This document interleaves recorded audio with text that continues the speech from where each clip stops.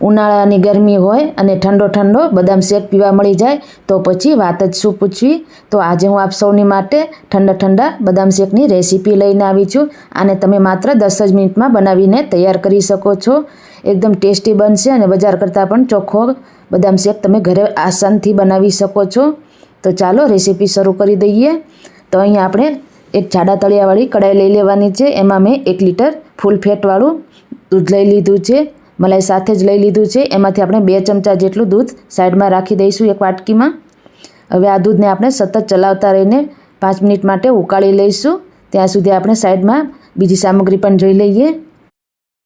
અહીંયા મેં 25 થી 30 બદામને આ રીતે રાત્રે પલાળી દીધી હતી, તો એની છાલ આસાનીથી નીકળી જાય છે। તો એને આપણે મિક્સર જારમાં ઉમેરી દઈશું। જો તમારે ઉતાવળ હોય તો તમે 15 મિનિટ માટે ગરમ પાણીમાં પણ પલાળી શકો છો। હવે આ બદામને આપણે થોડું દૂધ અથવા પાણી ઉમેરીને ક્રશ કરી લેવાનું છે। એકદમ સ્મૂથ પેસ્ટ બનાવી લેવાની છે। હવે આપણે જે દૂધ બચાવ્યું હતું એમાં આપણે કસ્ટર્ડ પાવડર ઉમેરીશું। તો અહીંયા મેં 2 ચમચી વેનીલા ફ્લેવરનો કસ્ટર્ડ પાવડર લઈ લીધો છે। એ ઉમેરીને આપણે સરસ રીતે મિક્સ કરી દઈશું। તો અહીંયા આપણું આ કસ્ટર્ડ ફ્લેવરવાળું દૂધ બનીને તૈયાર થઈ ગયું છે। તો એને આપણે સાઈડમાં રાખી દઈશું અને આગળની પ્રોસેસ જોઈ લઈએ। હવે અહીંયા 5 મિનિટ જેટલો સમય થઈ ગયો છે। તો આપણું દૂધ આ રીતે સરસ રીતે ઉકળી ગયું છે। તો એમાં આપણે જે બદામની પેસ્ટ બનાવી હતી એ ઉમેરી દેવાની છે। અહીંયા તમે આટલા માપથી બનાવશો તો 4 થી 5 ગ્લાસ જેટલો બદામ શેક બનીને તૈયાર થઈ જાય છે। બદામની પેસ્ટ ઉમેરી લીધા બાદ આપણે ખાંડ ઉમેરીશું। અહીંયા અડધા કપ જેટલી મેં ખાંડ લીધી છે। તમને જેટલું ગળ્યું પસંદ હોય એ પ્રમાણે તમે વધારે ઓછી કરી શકો છો। ત્યારબાદ જે આપણે કસ્ટર્ડ નાખીને દૂધ તૈયાર કર્યું હતું એ થોડું થોડું ઉમેરતા જઈશું અને મિક્સ કરતા જઈશું। એકસાથે બધું નથી એડ કરવાનું, નહીંતર એ ગાંઠો પડી જાય છે। તો ધીમે ધીમે ઉમેરતા જઈશું અને મિક્સ કરતા જઈશું।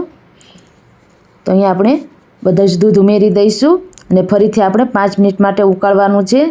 તો માત્ર 10 જ મિનિટમાં આ બદામ શેક બનીને તૈયાર થઈ જાય છે।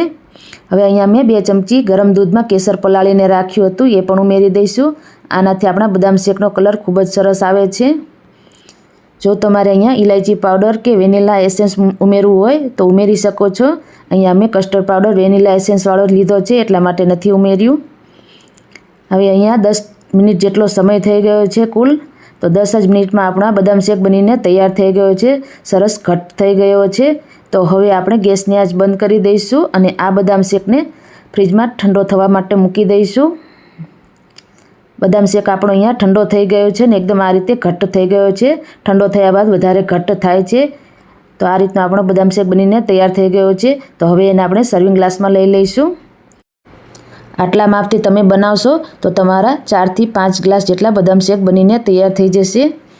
હવે ઉપરથી આપણે બદામની કતરણથી ગાર્નિશ કરી લઈશું। તો એકદમ ટેસ્ટી અને ઠંડો ઠંડો બદામ શેક આપણો બનીને તૈયાર થઈ ગયો છે। વિડીયો તમને કેવો લાગ્યો એ કમેન્ટ બોક્સમાં જરૂરથી જણાવજો અને શેર કરજો। ફરી મળીશું આવા જ નવા વિડીયો સાથે। ત્યાં સુધી આવજો।